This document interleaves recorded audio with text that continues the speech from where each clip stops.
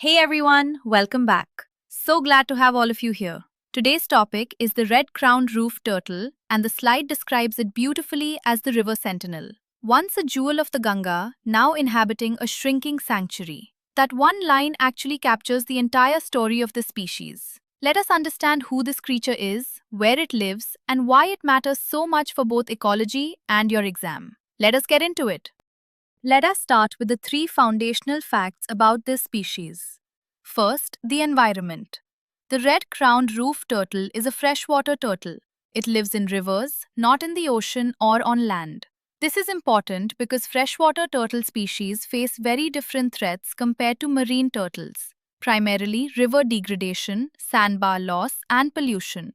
Second, the geography. This species is endemic to the South Asian region, meaning it is found nowhere else in the world.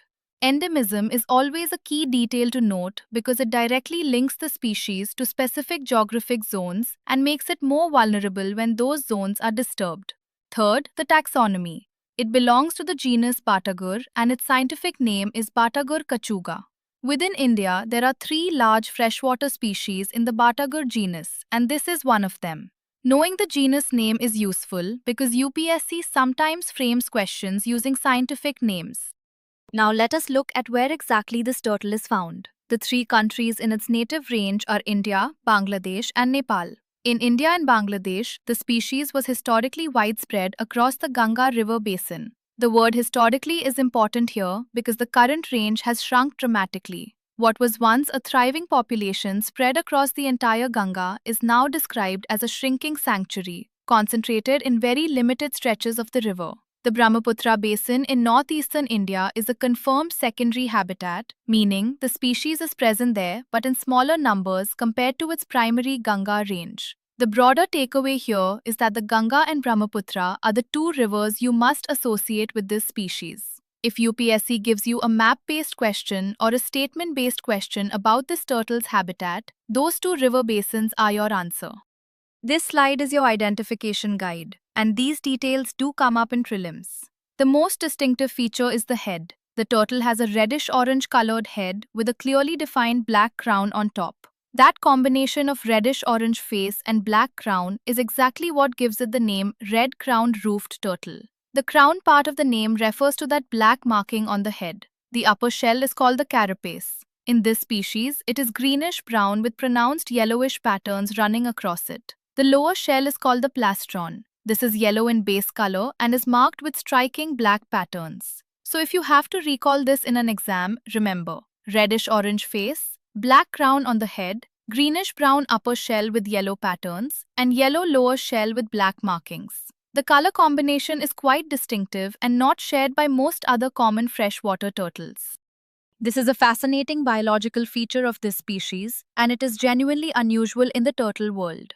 The red-crowned roof turtle displays what is called extreme sexual dimorphism, meaning the males and females look dramatically different in size. Specifically, males are significantly shorter than females, reaching only about half the body length of their female counterparts. So the female is substantially the larger of the two. This is the reverse of what people typically assume, where males are often imagined to be larger. In this species, it is the opposite. The females are the bigger animals. This reversal is worth remembering because it is a distinctive detail that a question could be built around.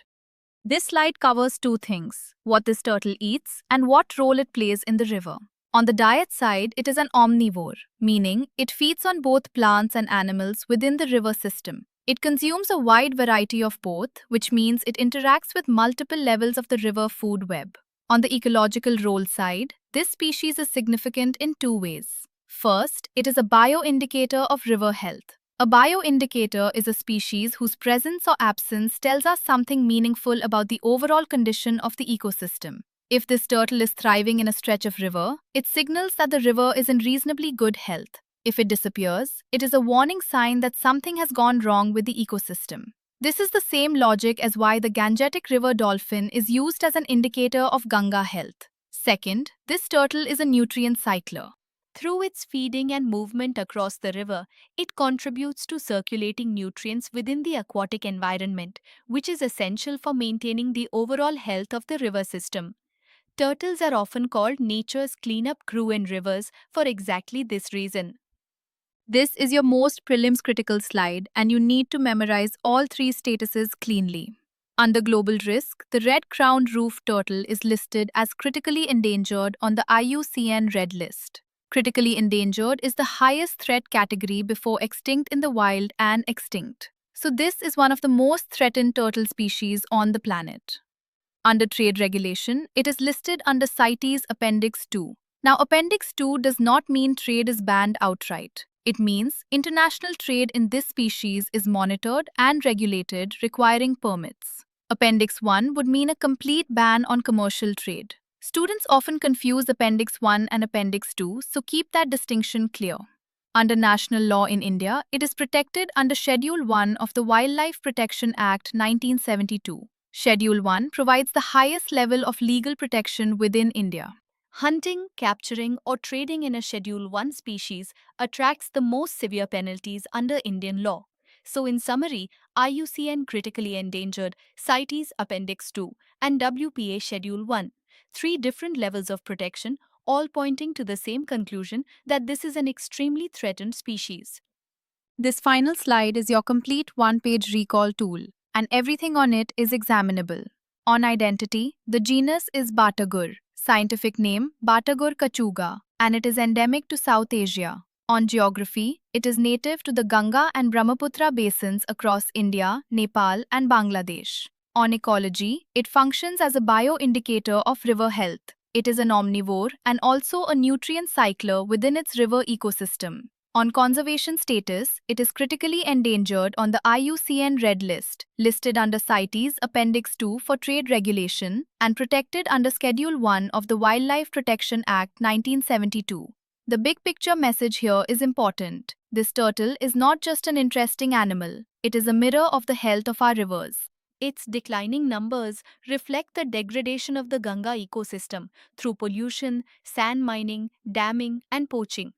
When you read about Ganga rejuvenation efforts in current affairs, keep this species in mind because its recovery is directly tied to how well we restore the river. And with that, we wrap up today's session on the red ground roof turtle. Please lock in the three conservation statuses and the two river basins. Those are your highest yield prelims points from this topic. Thank you so much for being here. Stay consistent with your preparation, and I will see you in the next session. All the best.